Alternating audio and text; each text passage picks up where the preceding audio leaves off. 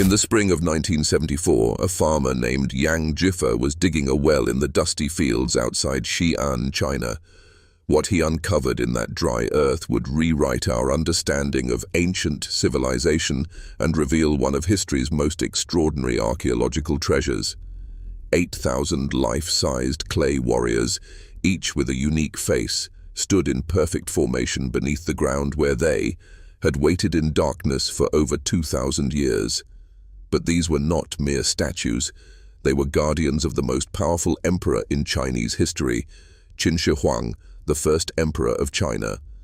And behind their creation lies a story of unprecedented ambition, ruthless power, and the ultimate price paid by those who served an emperor's vision of immortality.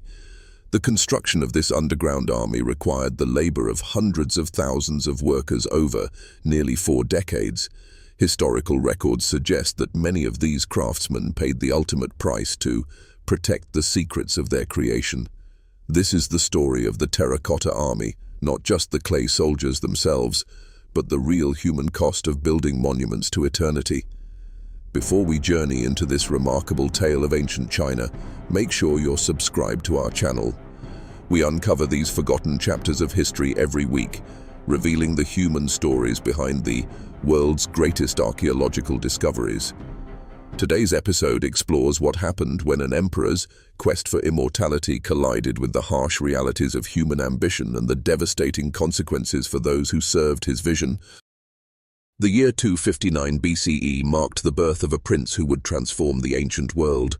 Born Yingzheng in the state of Qin, this child would grow to become Qin Shi Huang, the first emperor of China. To understand the magnitude of the Terracotta Army's creation, we must first grasp the extraordinary circumstances that produced both the emperor and his vision of eternal protection. Ancient China, in the 3rd century BCE, was a fractured landscape of warring kingdoms. For over 2 centuries, 7 major states had battled for supremacy during what historians call the Warring States period.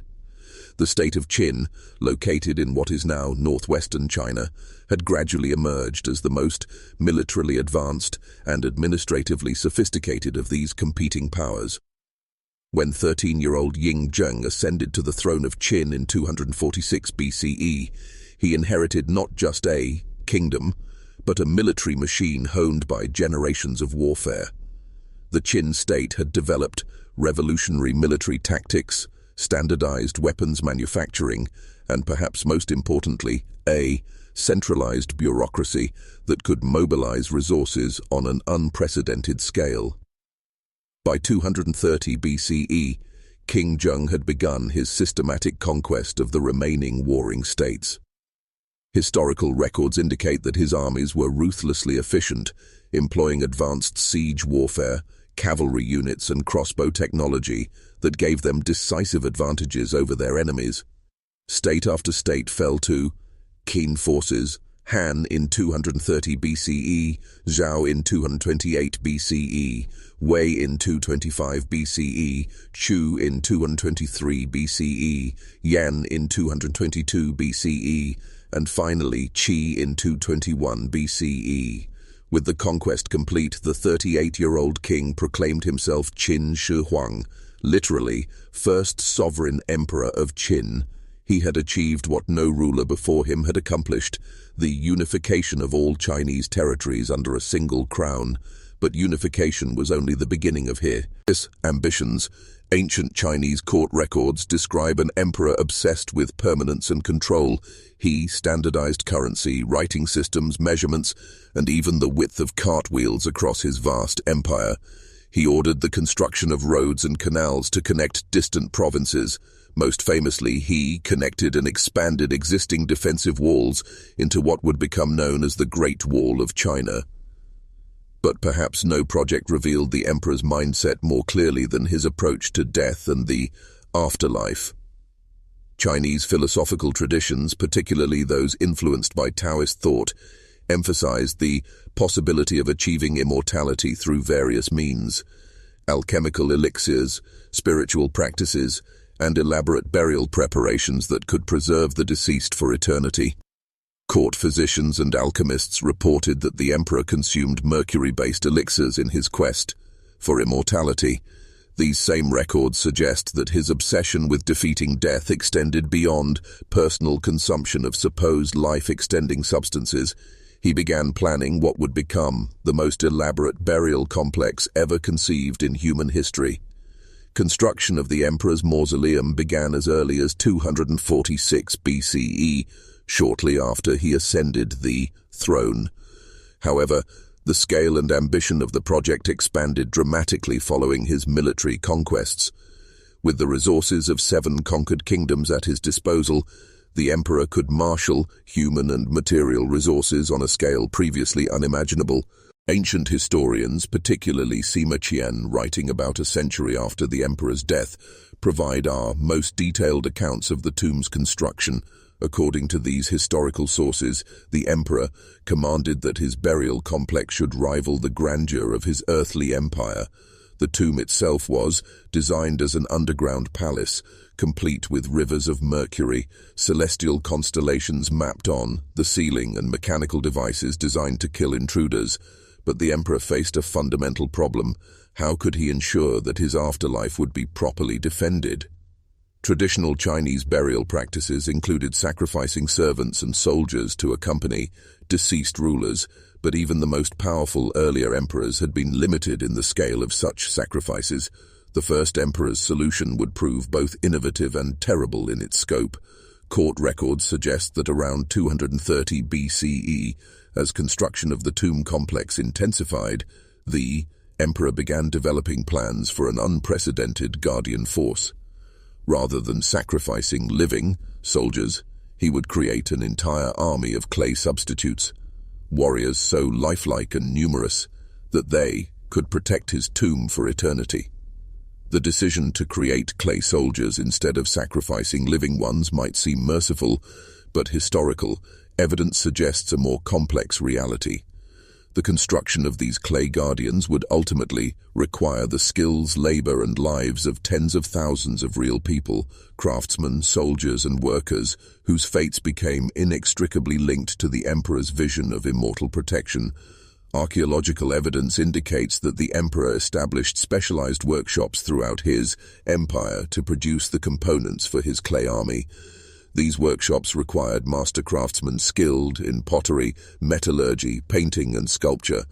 They also required vast quantities of raw materials: clay, bronze for weapons, wood for chariots, and pigments for painting the finished figures.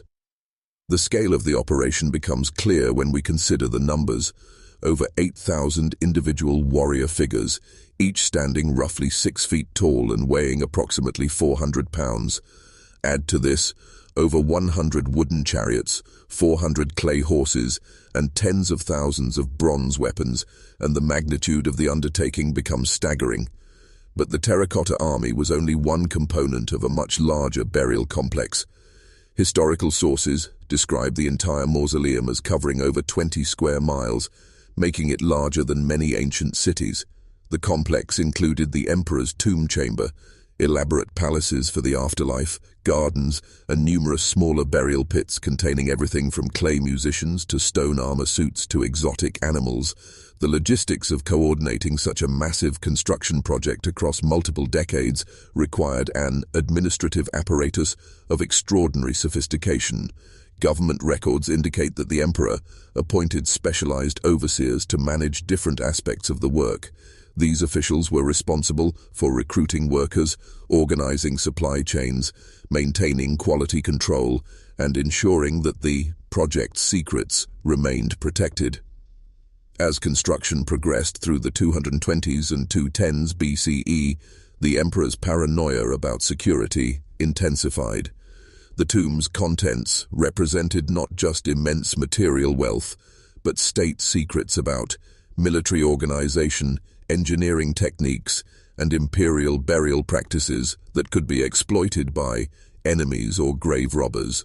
Archaeological excavations conducted since the 1970s have revealed the extraordinary scope and organization of the Terracotta Army's construction. What emerges from decades of careful study is a picture of the largest coordinated manufacturing operation in ancient history, and a growing understanding of the human cost behind this monumental achievement. Evidence indicates that construction of the warrior army began in earnest around 230 BCE, coordinated with the emperor's military campaigns against the remaining independent states. As Qin armies conquered new territories, they also recruited skilled craftsmen and workers who would be pressed into service for the Imperial tomb project. Modern archaeological analysis has identified the remains of extensive workshop complexes surrounding the burial site. These workshops were not casual pottery studios, but sophisticated manufacturing centers capable of mass production while maintaining individual artistic detail. Kilns discovered at the site could fire multiple warrior figures simultaneously, suggesting a level of industrial organization remarkable for its time. The process of creating each warrior required multiple specialized teams working in coordination. Master sculptors created the basic body forms using standardized molds for torsos, arms, and legs. However, each warrior's head was individually sculpted, accounting for the remarkable facial diversity that has fascinated modern observers. Archaeological evidence suggests that these faces may have been modeled after real soldiers, craftsmen, or court officials. Records recovered from the site indicate that workers were organized into teams responsible for different aspects of production. Some of the most poignant discoveries have been personal letters written on clay tablets and hidden within workshop walls. These messages, written by craftsmen who apparently understood their fate, provide first-hand accounts of working conditions and the growing fear among the workforce as the project neared completion. One particularly haunting message, discovered in 1987, was inscribed by a craftsman named Zhang, who wrote, "My family believes I serve the emperor with honor in building his eternal army. They do not know that we who create these guardians will never see our own homes again." This message was hidden inside a pottery kiln where it survived both the workshop's destruction and 2 millennia of burial. Other hidden messages reveal the sophisticated understanding some workers had developed about their situation. Several tablets describe attempts to organize resistance or escape plans among craftsmen groups. These documents provide evidence that workers were not passive victims, but actively sought ways to survive the emperor's security measures. Archaeological analysis has also revealed evidence of sabotage within the warrior construction. Some figures contain deliberately weakened joints or structural flaws that would cause them to collapse over time. This subtle sabotage appears to represent acts of resistance by craftsmen who understood they were creating monuments to their own destruction. The discovery of incomplete warriors in workshop areas has provided insights into the rushed final phase of construction. Archaeological evidence suggests that as news of the emperor's deteriorating health spread in 210 BCE, officials accelerated production schedules to ensure the army's completion before his death. This acceleration led to reduced quality control and increased pressure on an already exhausted workforce. Recent technological advances have enabled archaeologists to investigate previously inaccessible areas of the tomb complex. LiDAR scanning and satellite imagery have revealed the full extent of the underground construction, including chambers and passages that remain sealed. These surveys indicate that significant portions of the complex have never been explored, potentially containing additional evidence about the fate of construction workers. Ground-penetrating radar surveys conducted in the 2020s have identified what appear to be mass burial chambers arranged systematically around the tomb's perimeter. These chambers contain high concentrations of human remains that are distinct from the formal burial areas designated for sacrificial victims. The systematic arrangement suggests organized disposal of construction workers rather than random burial of accident victims. DNA analysis of skeletal remains from various burial sites has begun revealing family relationships among victims. Evidence suggests that entire families of craftsmen were eliminated, including children who may have possessed knowledge about their parents' work on the tomb project. This evidence indicates that the emperor's security measures extended beyond direct participants to include anyone who might pose an indirect threat to secrecy. Isotopic analysis of bone samples has provided insights into the final months of victims' lives. Changes in diet composition revealed through bone chemistry indicate that many workers received improved nutrition in the weeks before their deaths. This evidence supports historical accounts describing elaborate final feasts used to deceive workers about their fate. The improved nutrition evidence also reveals the calculated nature of the elimination operation. Rather than simply killing workers as their tasks were completed, officials appear to have maintained them in good health until the optimal moment for elimination. This approach ensured that work quality remained high while minimizing the risk of workers discovering the planned betrayal. Recent excavations have uncovered evidence of a sophisticated communication network that operated among workers despite official restrictions. Hidden message caches reveal that craftsmen developed coded symbols and secret meeting places to share information about their situation. Some messages indicate that workers were aware of disappearances among their colleagues and were attempting to coordinate protective measures. Archaeological evidence suggests that some workers attempted to create insurance against their anticipated elimination. Hidden caches contain detailed technical documents describing construction, techniques, material formulations, and artistic methods. These documents appear to have been intended as bargaining chips that workers hoped might save their lives by demonstrating their ongoing value to imperial officials. But the emperor's commitment to secrecy proved absolute. Evidence indicates that officials methodically searched workshop areas after worker elimination to locate and destroy any hidden information. Burn layers found throughout the complex show evidence of systematic document destruction using accelerants to ensure complete incineration. The search was not entirely successful. Modern archaeologists continue discovering hidden caches that escaped ancient destruction efforts. These finds provide unique insights into the technical sophistication of Qin-era craftsmanship, while also serving as monuments to the workers who risked their lives to preserve this knowledge. The loss of this technical knowledge had lasting consequences for Chinese art and craftsmanship. Historical records from subsequent dynasties describe persistent efforts to recreate the artistic and technical achievements of the Qin period. Many of these attempts failed because the systematic elimination of skilled workers had created a knowledge gap that took generations to rebuild. Modern conservation efforts on the Terracotta Army have revealed additional evidence of the workers' fate. As conservators carefully restore damaged figures, they have discovered evidence of deliberate damage inflicted during the site's abandonment. Some warriors show signs of systematic destruction that appears to have been intended to eliminate identifying marks or signatures left by individual craftsmen.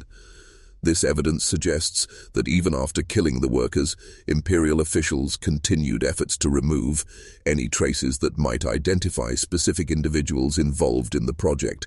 The systematic nature of this destruction indicates a level of paranoia that extended beyond reasonable security concerns into comprehensive elimination of human memory.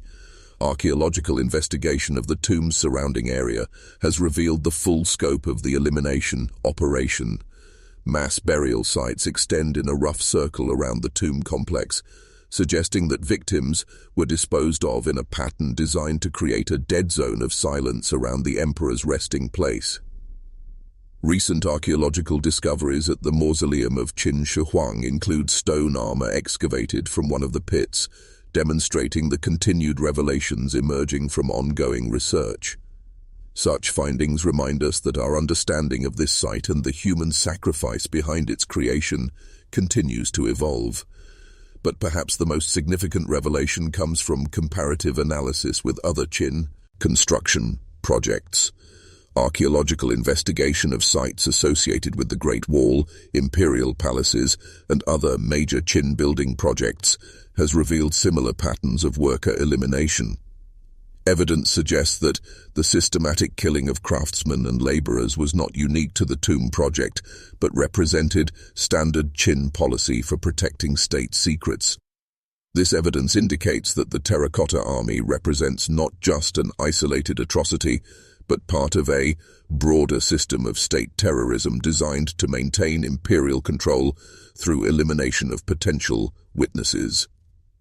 The scale of these operations suggests that the Qin Empire maintained a systematic apparatus for organizing mass killings when deemed necessary for state security. The implications extend beyond individual projects to the broader character of the Qin state. Archaeological evidence suggests that the emperor's regime was willing to sacrifice enormous human resources to achieve symbolic goals and maintain secrecy. This willingness to treat human life as expendable in service of imperial ambitions reveals the true nature of absolute power in ancient China. Modern investigation techniques continue revealing new evidence about the fate of the Terracotta Army's creators.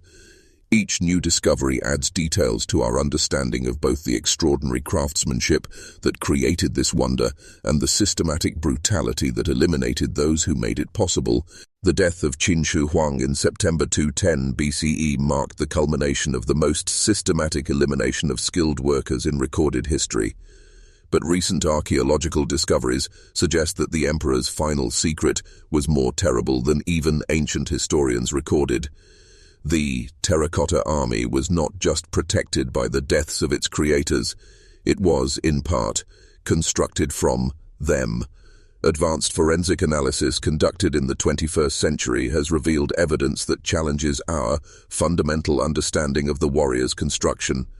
Ground-penetrating radar surveys of unopened sections of the tomb complex have detected anomalous density patterns within some warrior figures that are consistent with the presence of organic materials. Recent analysis of clay samples from warrior figures has detected organic compounds that should not be present in pure pottery. Mass spectrometry analysis has identified proteins and calcium compounds consistent with human bone and tissue that somehow became incorporated into the clay matrix during construction. This evidence suggests a possibility too horrific for ancient historians to record explicitly. Some of the Terracotta Army may have been constructed using the actual remains of murdered workers, rather than simply disposing of eliminated craftsmen in separate burial pits. Imperial officials may have incorporated their bodies directly into the clay army they had died creating. The technical feasibility of this process becomes apparent when we consider Qin-era understanding of material science. Archaeological evidence indicates that Qin craftsmen had developed sophisticated techniques for combining organic and inorganic materials to create composite substances with enhanced properties. Historical records describe experimental work with bone ash, blood, and other organic materials as pottery additives. Chemical analysis of warrior clay has detected elevated phosphorus levels consistent with bone ash incorporation. This evidence suggests that ground human bones may have been mixed into clay batches used for warrior construction. The practice would have served both practical and symbolic purposes, disposing of victim remains while literally incorporating their essence into the emperor's eternal guardians. Recent CT scanning of select warrior figures has revealed internal structures that do not match documented construction techniques. Some warriors contain hollow chambers lined with materials that analysis indicates are organic in origin. These chambers appear to have been deliberately created during construction rather than resulting from natural decay processes. The most disturbing evidence comes from warriors whose internal cavities precisely match human anatomical proportions. CT scans have identified void spaces within warrior torsos that correspond exactly to human rib cages, spinal columns, and organ cavities. This evidence suggests that some figures may have been molded around actual human bodies. Forensic reconstruction based on these internal cavities has enabled researchers to estimate the physical characteristics of individuals whose remains may be incorporated within specific warriors. Age, height, and build estimates derived from cavity analysis have been compared with skeletal remains found in worker burial sites, revealing potential matches that suggest systematic incorporation of victim bodies into army construction.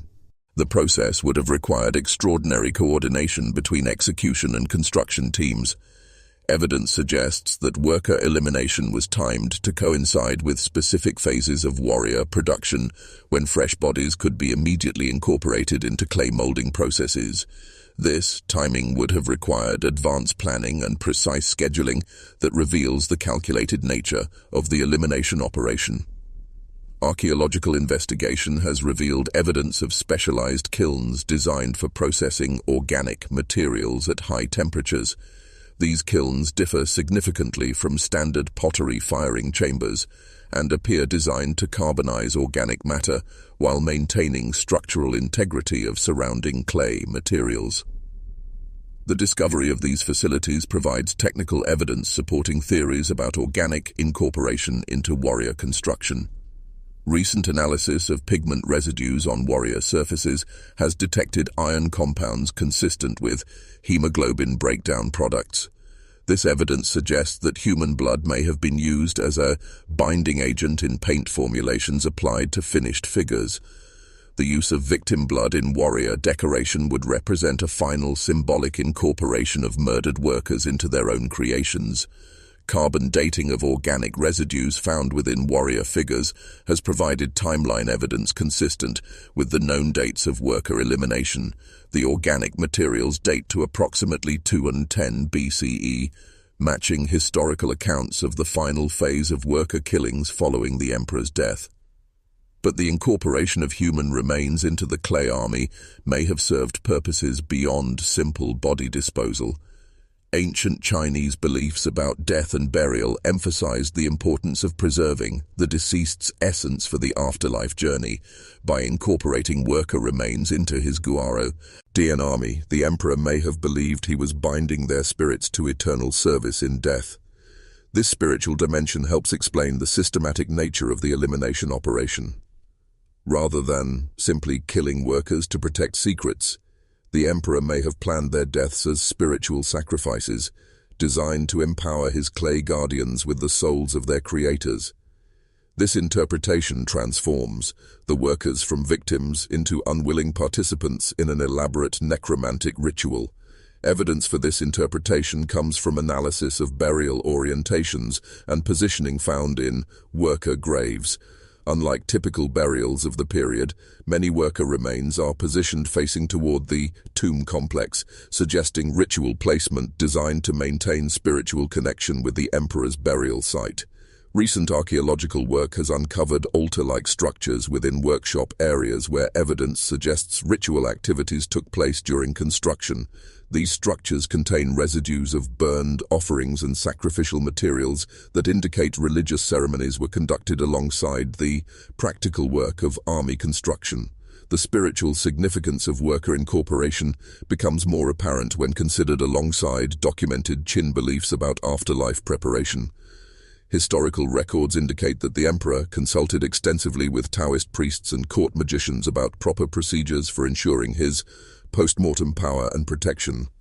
These consultations may have influenced decisions about worker treatment and elimination. Archaeological analysis has revealed that the elimination of workers was coordinated with astronomical events considered significant in ancient Chinese spirituality. Carbon dating indicates that major phases of worker killing occurred during solar eclipses and other celestial phenomena believed to enhance spiritual power. This timing suggests that worker deaths were not simply security measures, but components of larger ritual activities designed to ensure the emperor's successful transition to the afterlife. The workers' knowledge of tomb construction made them valuable not just for their skills, but for their potential spiritual contribution to the emperor's eternal protection. The systematic nature of the elimination operation takes on new meaning when viewed through this spiritual lens. Rather than random violence, the killings appear to have followed carefully planned procedures designed to maximize their effectiveness as spiritual sacrifices while minimizing their visibility to surviving populations. Recent isotopic analysis of victim remains has revealed evidence of ritual preparation before death. Changes in bone chemistry indicate that many victims received special diets in their final weeks, including foods considered spiritually significant in ancient Chinese tradition. This preparation suggests that their deaths were planned as formal sacrificial ceremonies rather than simple executions. But the emperor's elaborate spiritual preparations ultimately failed to achieve their intended goals. Archaeological evidence indicates that the tomb complex was breached and looted within decades of the emperor's burial, despite the spiritual protection supposedly provided by thousands of sacrificed workers. The failure of these spiritual defenses adds tragic irony to the workers' fate. They died not just to protect imperial secrets, but to provide mystica, protection that proved ineffective against earthly tomb raiders, motivated by simple greed rather than spiritual concerns. Modern analysis of the tomb's condition indicates that most of the elaborate defensive mechanisms described in ancient sources had failed within a few centuries of construction. The mechanical traps, powered by mercury rivers, ceased functioning as seals deteriorated. The crossbow mechanisms designed to kill intruders succumbed to metal fatigue and wooden component decay. Even the spiritual protections failed their intended purpose. Rather than guarding the emperor's tomb for eternity, the site became a source of building materials for local communities during subsequent dynasties. Archaeological evidence indicates that tomb robbers systematically stripped the complex of valuable materials, including bronze weapons from the Terracotta Army itself. The ultimate failure of the emperor's elaborate preparations reveals the futility of his workers' sacrifice. Thousands died to create protections that could not prevent the very fate they were designed to avoid. The emperor's quest for immortality through comprehensive control and elimination of human witnesses ultimately achieved neither security nor spiritual protection. Today, the Terracotta Army stands as a monument to both extraordinary human achievement and the terrible cost of absolute power. The artistic and technical accomplishments represented by the clay warriors demonstrate the remarkable capabilities of ancient Chinese civilization. But the human remains, buried around the tomb complex, remind us of the price paid by those whose skills made these accomplishments possible. Recent DNA analysis of worker remains has enabled researchers to identify genetic relationships among victims, revealing that entire extended families were eliminated to prevent any possibility of transmitted knowledge about the tomb's secrets. This evidence demonstrates the systematic thoroughness of the emperor's security measures. The genetic evidence also reveals the geographic diversity of the workforce, with DNA samples indicating that workers came from throughout the emperor's vast empire. This diversity reflects the project's enormous scale and the emperor's ability to mobilize human resources from across conquered territories. But perhaps the most significant recent discovery has been evidence of survival. Hidden burial sites have yielded remains of individuals who appear to have escaped the systematic elimination and lived for years or decades after the emperor's death. These survivors, identifiable through carbon dating and injury analysis, represent those who successfully evaded the emperor's security apparatus. Evidence of escape attempts has also been discovered in the form of tunnel systems that appear to have been dug by workers trying to flee the construction site. These tunnels were eventually discovered and sealed by guards, but their existence demonstrates that workers understood their danger and actively resisted their fate. Some tunnels contain skeletal remains of workers who died during escape attempts, their bodies left as warnings to discourage others from similar efforts. The systematic placement of these remains suggests that imperial officials used failed escape attempts as psychological warfare against the remaining workforce. The discovery of escape tunnels has also revealed evidence of external support networks. Some tunnels extend beyond the immediate construction area, suggesting that workers received assistance from sympathetic individuals outside the project. This evidence indicates that knowledge of the workers' plight extended beyond the construction site itself. Recent analysis of ancient Chinese historical records has revealed references to mysterious disappearances of skilled craftsmen during the late Qin period. Previously interpreted as evidence of political persecution or economic migration, these references may actually document the systematic elimination of tomb workers whose skills made them valuable but dangerous to imperial security. The systematic nature of these disappearances across multiple craft specialties suggests that the emperor's elimination operation extended far beyond the immediate tomb construction workforce. Evidence indicates that officials identified and eliminated skilled workers throughout the empire who possessed knowledge or capabilities that might pose security risks to the Imperial tomb project. This broader persecution represents one of history's largest systematic eliminations of skilled professionals. The loss of technical knowledge and artistic expertise had lasting consequences for Chinese civilization that extended well beyond the immediate victims.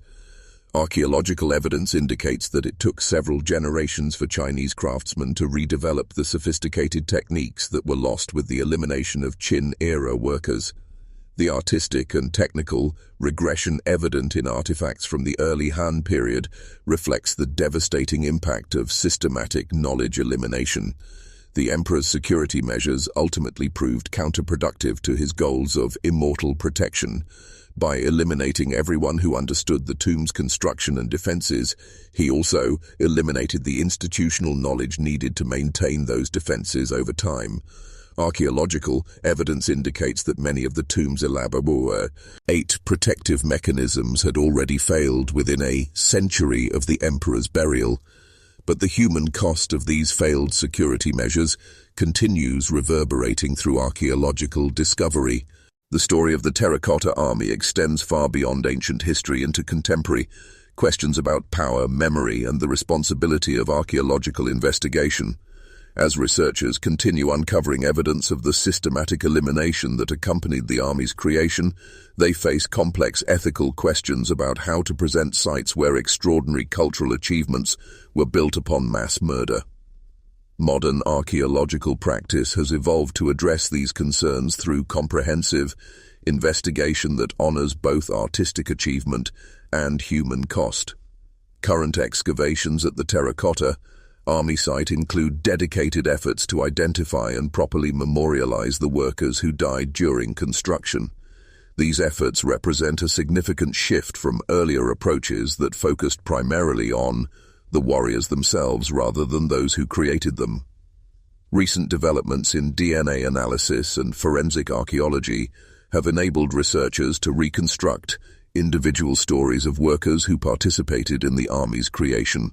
Through careful analysis of skeletal remains, personal artifacts, and isotopic evidence, archaeologists can now trace the lives of specific individuals from their recruitment through their participation in construction to their ultimate fate.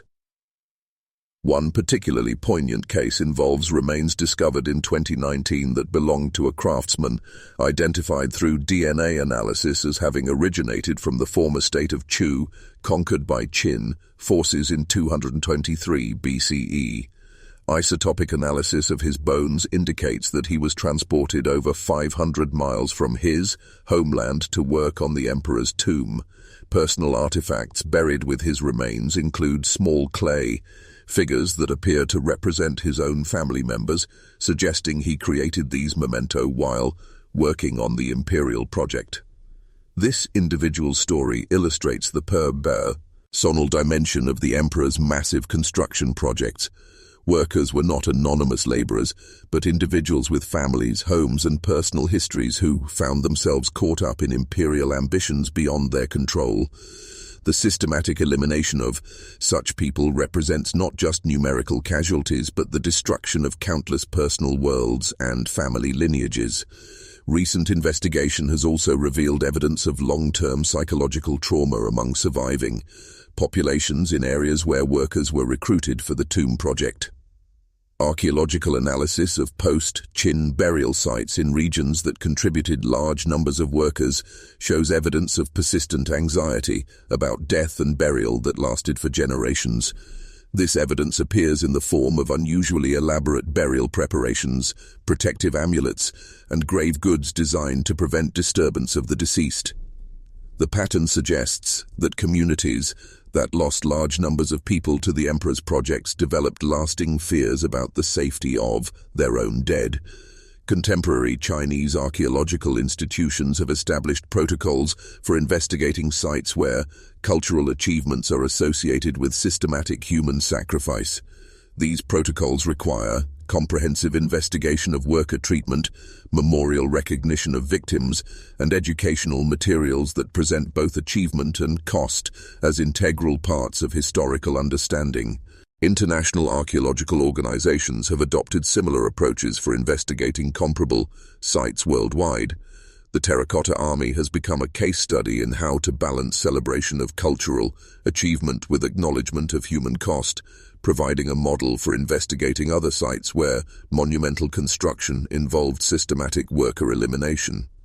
Recent technological advances have enabled non-invasive investigation techniques that can explore sealed portions of the tomb complex without disturbing potential human remains. These techniques allow researchers to gather information about the site's contents while respecting the burial sites of both the emperor and his victims. Ground-penetrating radar surveys conducted in 2023 and 2024 have revealed previously unknown chambers within the tomb complex that appear to contain large concentrations of human remains. These chambers are distinct from the known worker burial sites and may represent additional categories of elimination victims whose existence was not recorded in historical sources. The discovery of additional victim categories has prompted researchers to reconsider the full scope of the emperor's elimination operation. Evidence now suggests that the systematic killing may have extended beyond construction workers to include administrative personnel, guards, servants, and even family members of key participants. This expanded understanding of the elimination operation has implications for interpreting other Qin construction projects. Archaeological investigation of sites associated with the Great Wall, imperial palaces, and major infrastructure projects has begun revealing similar patterns of systematic worker elimination, suggesting that such practices were standard policy rather than unique to the tomb project. Recent analysis of ancient Chinese administrative records has revealed evidence of deliberate historical suppression regarding worker treatment on imperial projects. Many official histories from subsequent dynasties appear to have deliberately omitted or minimized accounts of systematic worker elimination, possibly to avoid encouraging similar practices by later rulers. This historical suppression has complicated modern efforts to understand the full scope of ancient Chinese labor practices and their human cost. Researchers must rely heavily on archaeological evidence and careful analysis of fragmentary records to reconstruct events that were deliberately erased from official historical accounts. The Terracotta Army site has become a center for developing improved techniques for investigating ancient mass killing events. Forensic methodologies developed for modern criminal investigations are being adapted for archaeological contexts, enabling researchers to reconstruct ancient crimes with unprecedented detail and accuracy. These investigative techniques have revealed evidence of systematic planning and coordination in the worker elimination operation that exceeds what historical accounts suggested. The elimination appears to have involved multiple government agencies working in coordination over extended periods to identify targets, plan logistics, and execute systematic killings while maintaining operational secrecy. Recent advances in forensic archaeology have enabled researchers to reconstruct individual stories of workers who participated in the army's creation. Through careful analysis of skeletal remains, personal artifacts, and DNA evidence, archaeologists can now tell specific stories of individuals who lived and died during the project. These individual stories provide crucial context for understanding the broader historical significance of the emperor's elimination operation. Rather than abstract statistics, the evidence reveals specific people with names, families, and personal histories who became victims of imperial ambition and paranoia. The ongoing investigation continues, revealing new evidence about the scope and methods of worker elimination. Recent discoveries suggest that the systematic killing was even more extensive than historical records indicated, involving categories of personnel whose participation in the project was minimal, but whose knowledge was deemed potentially dangerous. This expanding understanding of the elimination operation's scope has implications for interpreting the broader character of the Qin Empire and its approach to state security. The evidence suggests a level of systematic brutality and comprehensive control that exceeded what historical sources had documented. But recent discoveries have also revealed evidence of humanity and resistance within this dark episode. Personal artifacts and hidden messages demonstrate that workers maintained their dignity and humanity despite facing systematic elimination. Their courage in attempting to preserve knowledge and protect their families provides inspiration within this tragic historical episode. The Terracotta Army stands today as both a wonder of human achievement and a memorial to those who paid the ultimate price for its creation. The clay warriors continue guarding their emperor's tomb, but they also serve as monuments to the thousands of real people whose skills, labor, and lives made their existence possible. As archaeological investigation continues, researchers expect to uncover additional evidence about both the achievement and the human cost behind the Terracotta Army's creation. Each new discovery adds depth to our understanding of this remarkable site while ensuring that the memory of its creators is preserved alongside celebration of their extraordinary accomplishment. The story of the Terracotta Army ultimately reminds us that history's greatest achievements often carry hidden costs that deserve recognition and remembrance. Behind every monument to human capability lies the labor, sacrifice, and often the lives of individuals whose contributions made such achievements possible. Recent archaeological work continues honoring both aspects of the Terracotta Army's legacy, celebrating the extraordinary artistic and technical achievement while ensuring that the sacrifice of its creators is never forgotten. This balanced approach provides a model for how contemporary societies can acknowledge both the positive and negative aspects of their cultural heritage.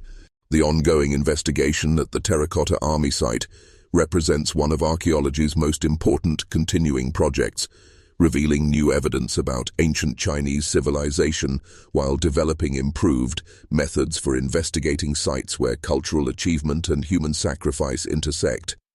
As we continue uncovering the secrets of this remarkable site, we honor both the extraordinary vision that created the Terracotta Army and the thousands of individuals whose skills and sacrifice made that vision reality. Their story reminds us that behind every great human achievement lies the contributions of countless individuals whose names may be forgotten, but whose legacy lives on in the monuments they created. The Terracotta Army will continue revealing its secrets as archaeological techniques advance and investigation expands. But the fundamental lesson of this site remains constant. The greatest human achievements often carry the greatest human costs, and our responsibility as inheritors of these achievements is to remember and honor both the accomplishment and the sacrifice that made it possible. Recent international recognition of the site has emphasized both its cultural significance and its importance as a memorial to worker sacrifice. UNESCO designation and other international acknowledgements specifically reference the site's dual legacy, ensuring that future generations understand both the achievement and the human cost behind the Terracotta Army's creation. The story of the Terracotta Army continues today through ongoing archaeological investigation, educational programs, and memorial efforts that honor both the artistic achievement and the workers who made it possible. This continuing story ensures that the legacy of this remarkable site includes both celebration of human capability and recognition of human sacrifice. As new evidence continues emerging from ongoing excavations, researchers expect to develop an even more complete understanding of the Terracotta Army's creation and the fate of those who built it. This ongoing investigation represents one of archaeology's most important continuing projects, revealing new insights about ancient civilization while honoring the memory of those whose sacrifice made such achievements possible. The Terracotta Army stands today as both a wonder of the ancient world and a memorial to the thousands of individuals whose lives were lost in its creation. Their story reminds us that behind every great human achievement lies the contributions of countless ordinary people whose skills, labor, and sacrifice made extraordinary accomplishments possible.